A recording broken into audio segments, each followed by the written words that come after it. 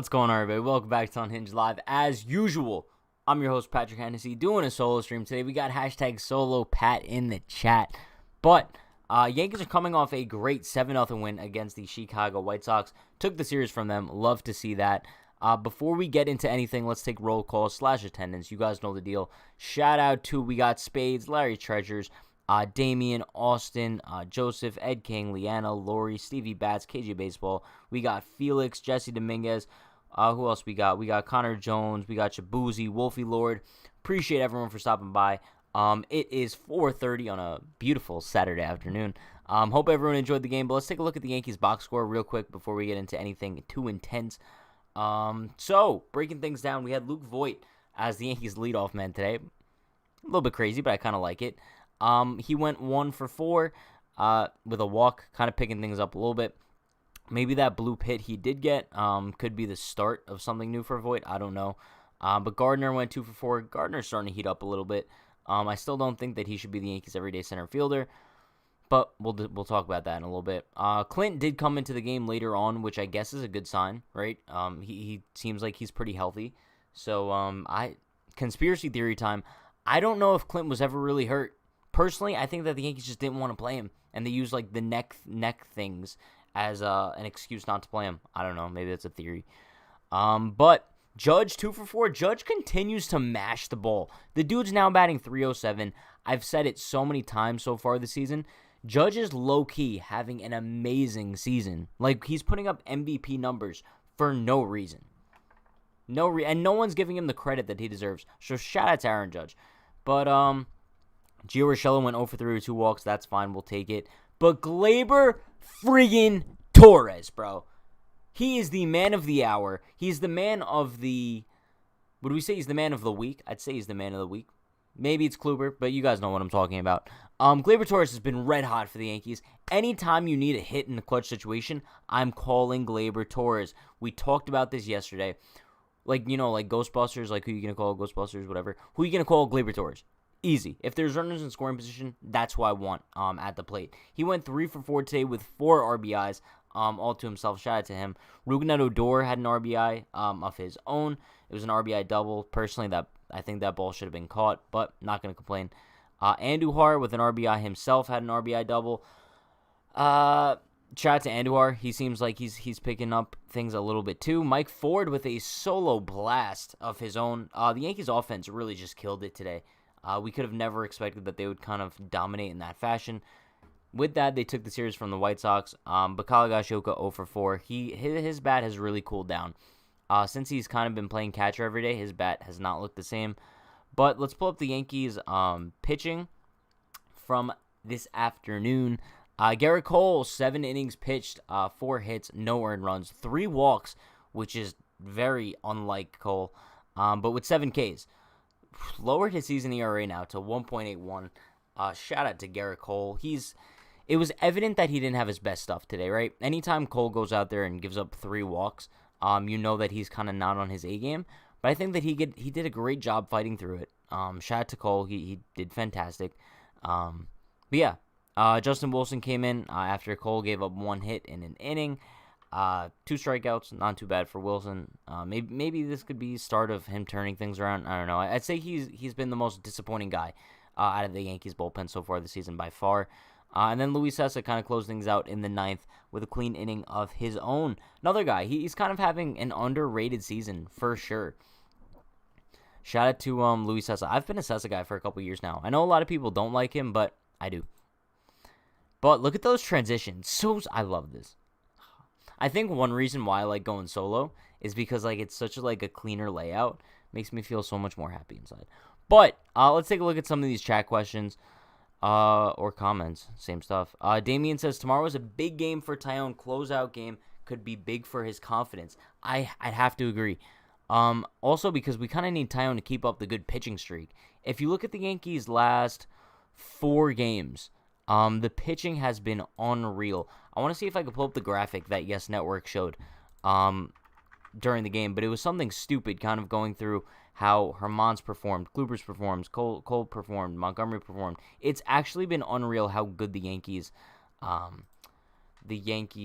rotation has been. I can't find the graphic, but it was awesome.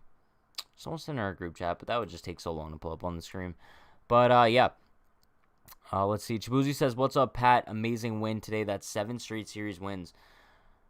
But this is what we said, right? When the Yankees were struggling, we basically came on here. We're like, look, if the Yankees want to turn things around, they just got to keep taking series after series after series.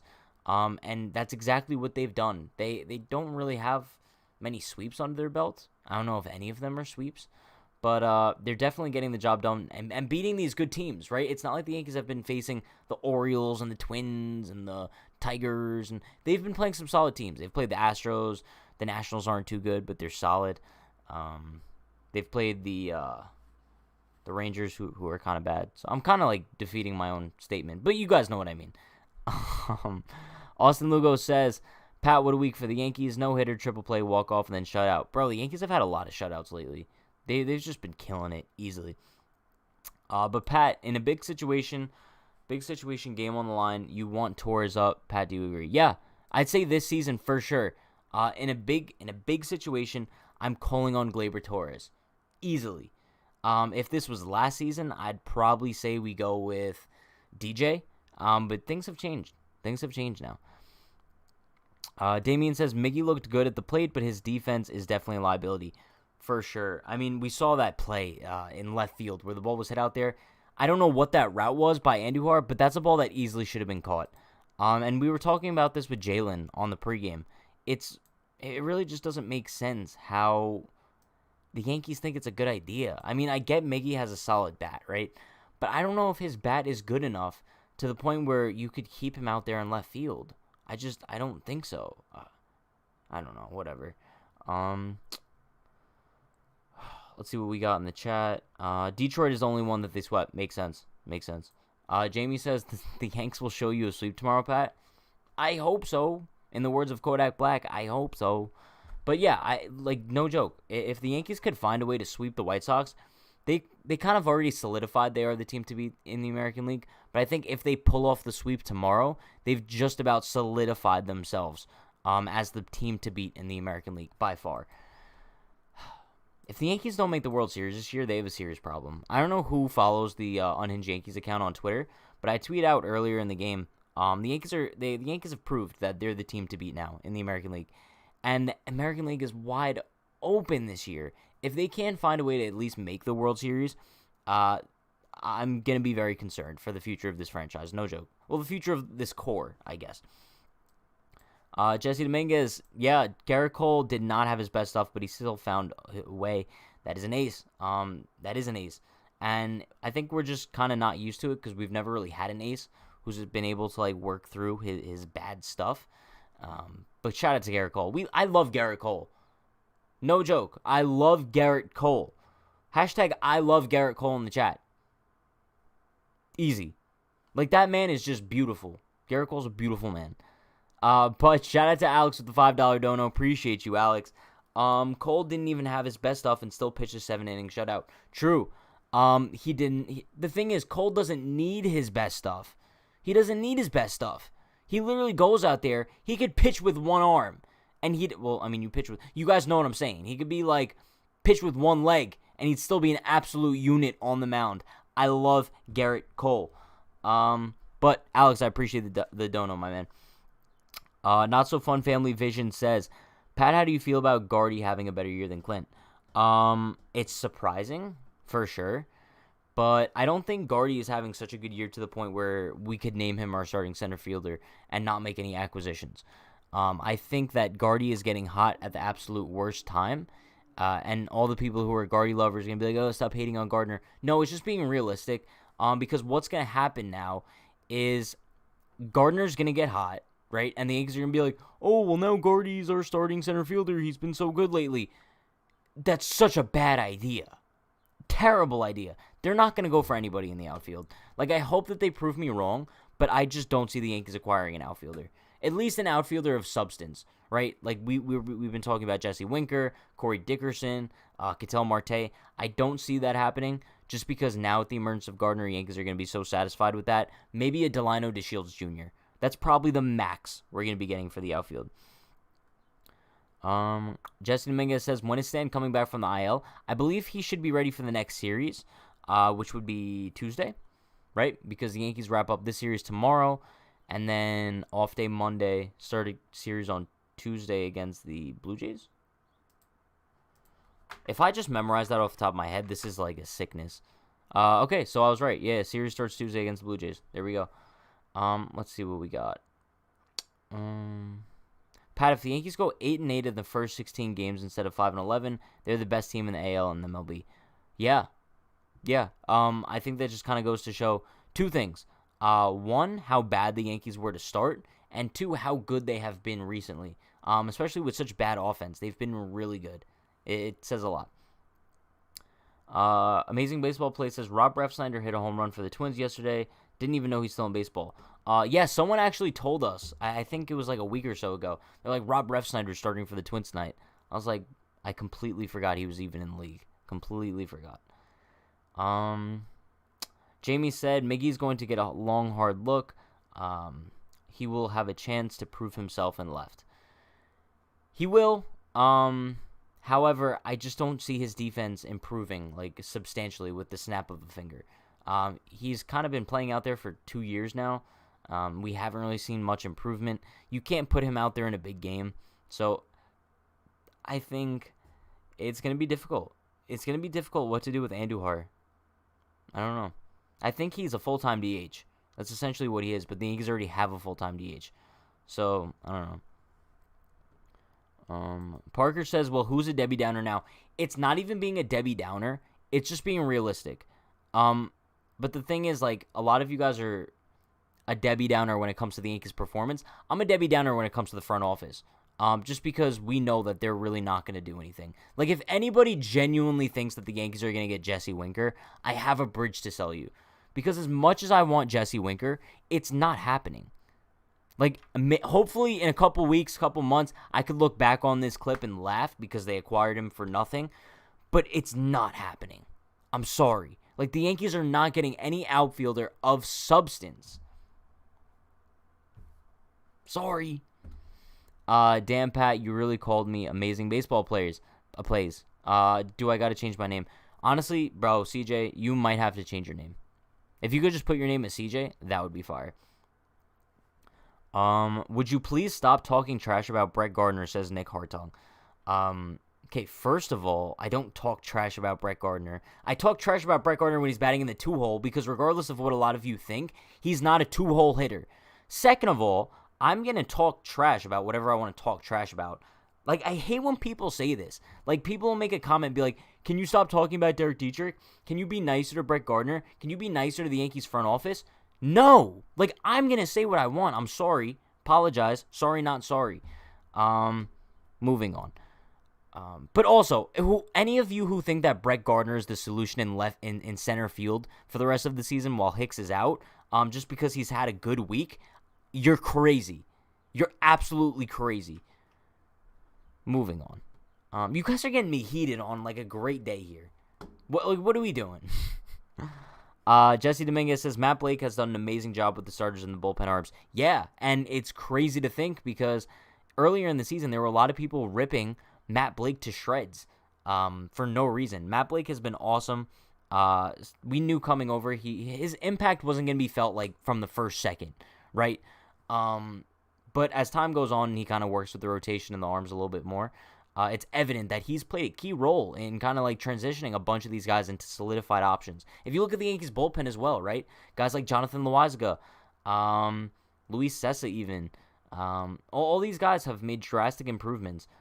So yeah, shout out to him. Let's see. Ulysses says, I think the Yankees tend to get a weird dude they could turn into a good player. But that's the thing. That's the thing. I don't want a weird dude that they think might turn into a good player. Like, I'm sorry. It's stupid. It's a mentality that a team who's looking to win now shouldn't use. If the Yankees were like rebuilding right now and they want to go trade for Delano DeShields Jr. to kind of be a placeholder until they had a good prospect come up, it's annoying. It's really annoying, bro. Whatever. Ruben Cruz has Glaber's career postseason stats: 336 average, 425 on base, 549 slugging, 974 OPS.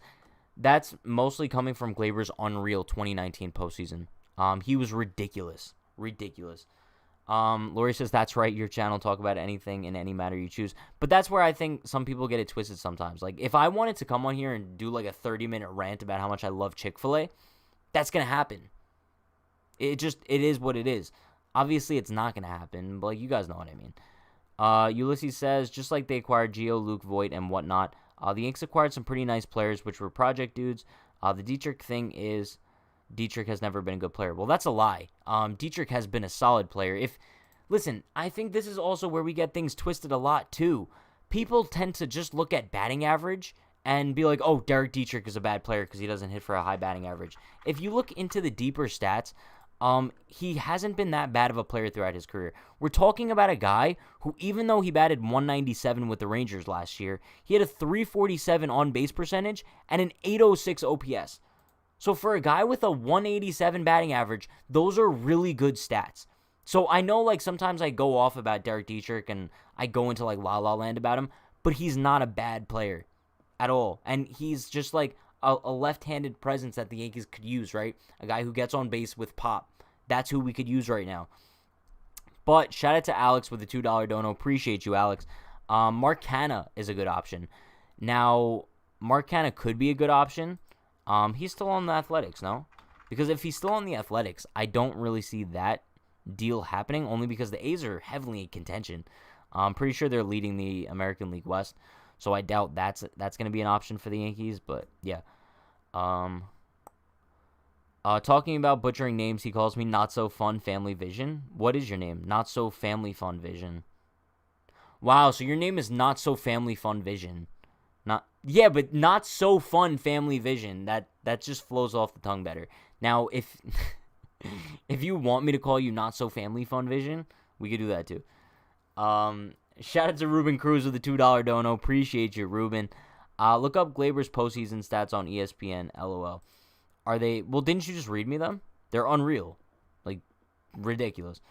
Jesse Dominguez says Stanton is a better two-hole hitter than Gardner. I mean, that's not even something that has to be stated. Bro, like, Giancarlo Stanton is... Alright, so if we're kind of putting... Let's see if I could get, like, objects to kind of do this with. So, we have chapstick, right? We have chapstick up here. Brett Gardner is this pen. Stanton is... He's above camera. Bro, he's so far above the camera, you can't even see him. Brett Gardner's, like, here. He's, like, level. Stanton is levels above Brett Gardner. Moving on, though.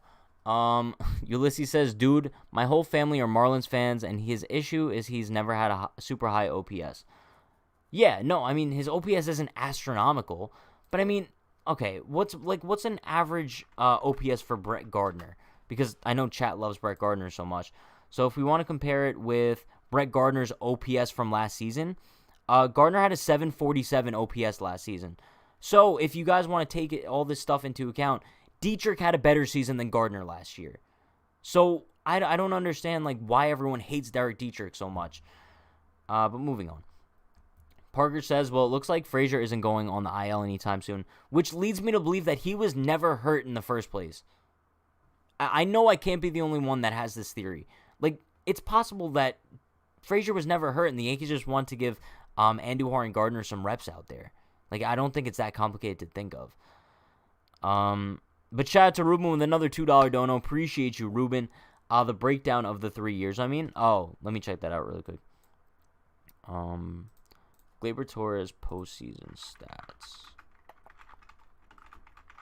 I don't remember really him being that good in 2018 and 2020. But let me see really quick. Wow, so 2018, he had a decent ALDS.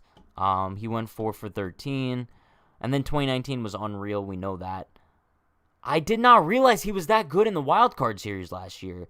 He went 5 for 7 with a home run, which is a 7-14 batting average. I mean, granted, it's 2 games, but still. And then he was very good against the Rays last year. Wow, Gleyber has been very underrated as far as his postseason performances go, for sure. Jamie says, Hal's wallet hates Dietrich. If he gets called up, it will cost $5 million. Will it actually cost $5 million? Because I'm thinking that they could just give him the major league minimum, which would be what? $500,000?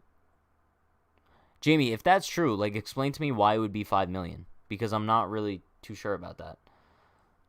Jesse Dominguez says Jameson Taillon needs to have a good start tomorrow so the Yankees can get a chance to sweep at Yankee Stadium. Okay, I would love Jameson Taillon to have a great start tomorrow. I just don't know if I see it happening. I really don't know if I see it happening. Simply because, like, out of all the guys in the Yankees rotation right now, Taillon has by far been the worst. And it's kind of unfortunate, right? Because we went into the season thinking Taillon was going to be like the Yankees' number 2. Clearly, that's not the case. But I don't know. Hopefully, he could turn things around pretty soon. Ulysses says, yeah, I mean, according to StatCast, Clint is the worst outfielder in baseball. Offensively, maybe.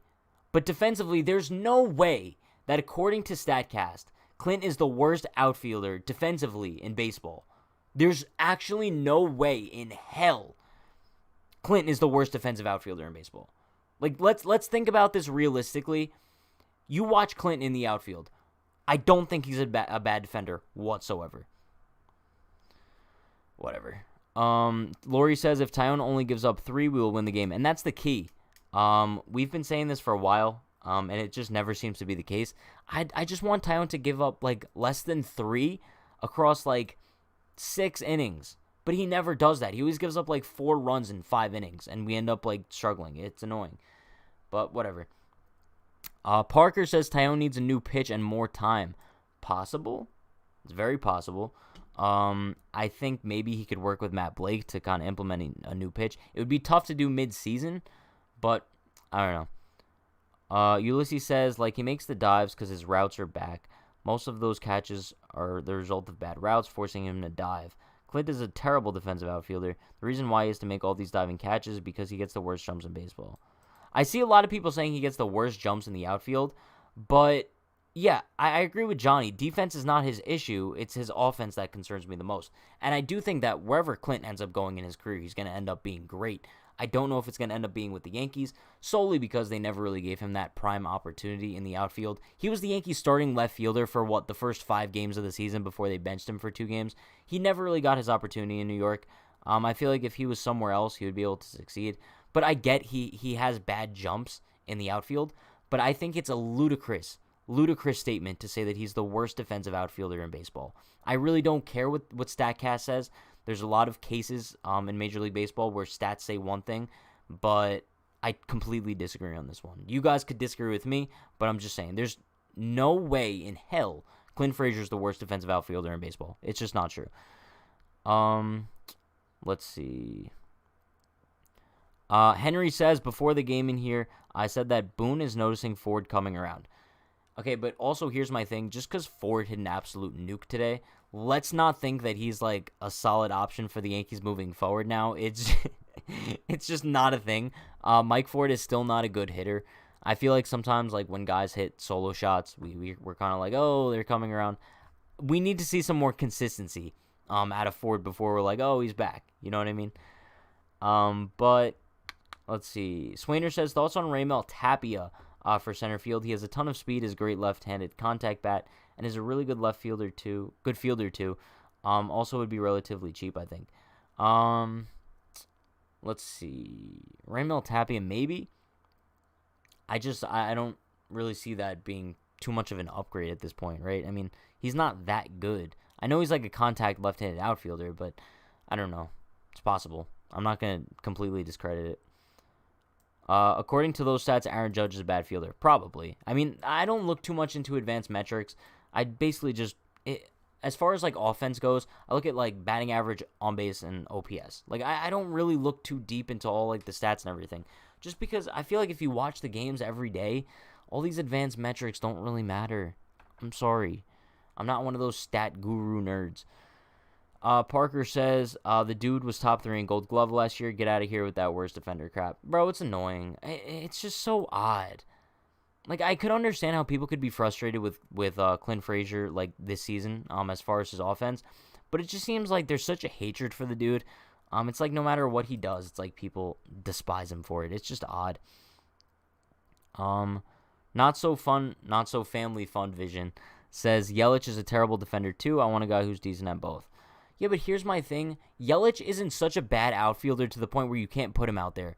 I think this is kind of like overblown sometimes. It's like when we say someone's a bad outfielder, I think a lot of people think like Miguel Andujar level. Like that's astronomically bad in the outfield. As long as a guy could just field the fly ball, I'll take them in the outfield. Let's see. Justin Dominguez says, Pat, do you think Luis Severino can become an ace like Gerrit Cole?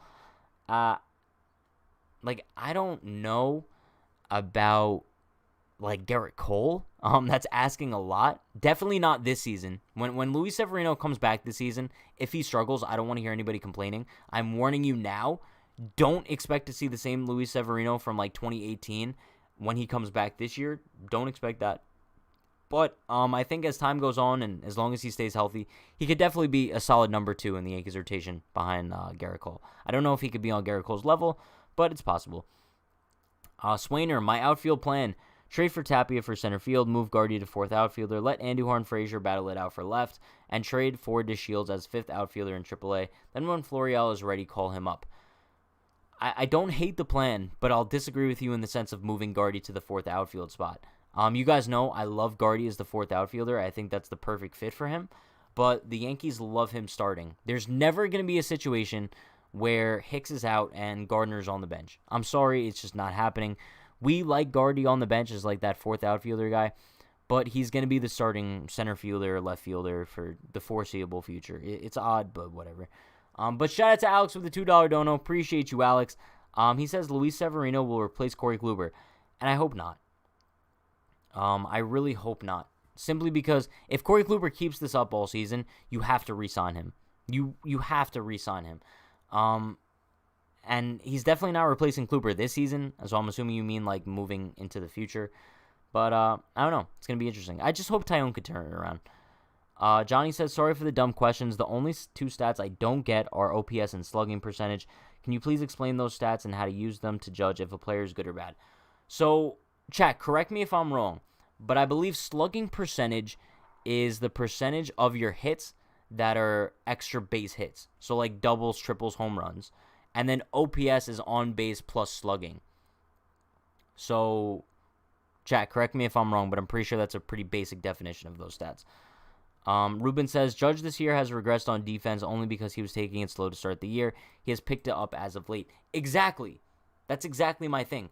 So people who kind of look at the advanced metrics, and if Judge's advanced metrics and defensively aren't that good this season, they're so stupid, bro, because you're not watching the games and you're not realizing that in the beginning of the year, Judge is kind of doing that preservation plan kind of thing, and he's not catching balls that he should have because he's not giving it 110%. So that's why baseball is such a key sport for like the eye test, if that's what you want to call it. And advanced stats are cool, but you can't rely on them 100%.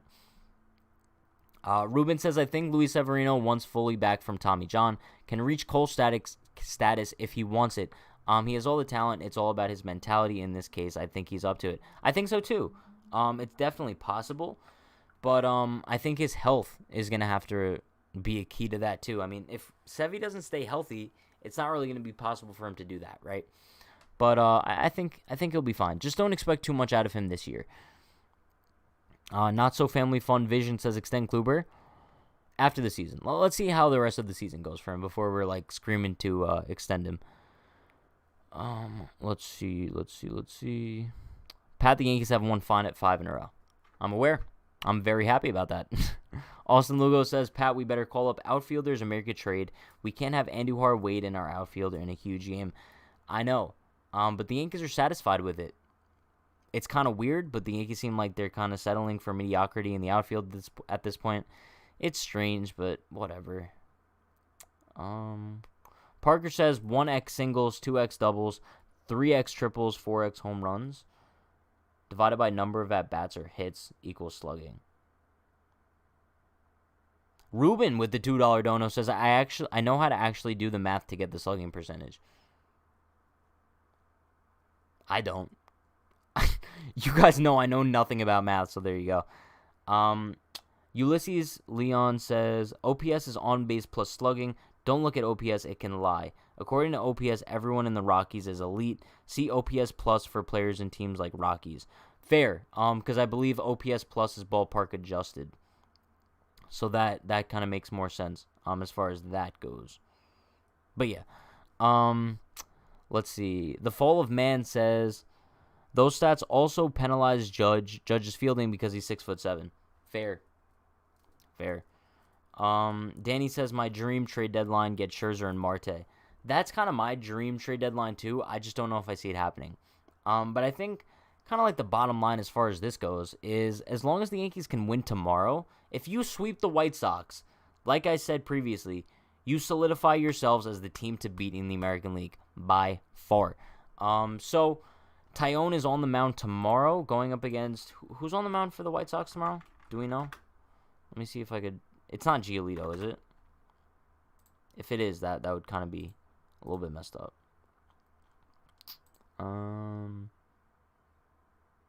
Oh, Keuchel's on the mound tomorrow. Okay, well that's gonna be a fun one. Tomorrow is gonna be Keuchel on the mound. Against Tyone. Tyone has a 5.73 ERA this season. Not too good, I would say, but I guess we'll have to see how that goes. I'm hoping he does well. I don't know. Parker says, Pat, you should make a Streamlabs account so YouTube doesn't take a cut of your donations. Yeah, I guess. I mean, I feel like it's just so much easier, like, for people if they want to donate on Super Chat than rather having to go to Streamlabs. You know what I mean? But, yeah, I appreciate all the donos anyway, regardless of the cut that YouTube takes. I don't think it's that substantial anyway, but that is going to be wrapping things up for today's postgame. I appreciate everyone for stopping by. Hopefully the Yankees could go for the sweep tomorrow, kind of get at Dallas Keuchel's jugular.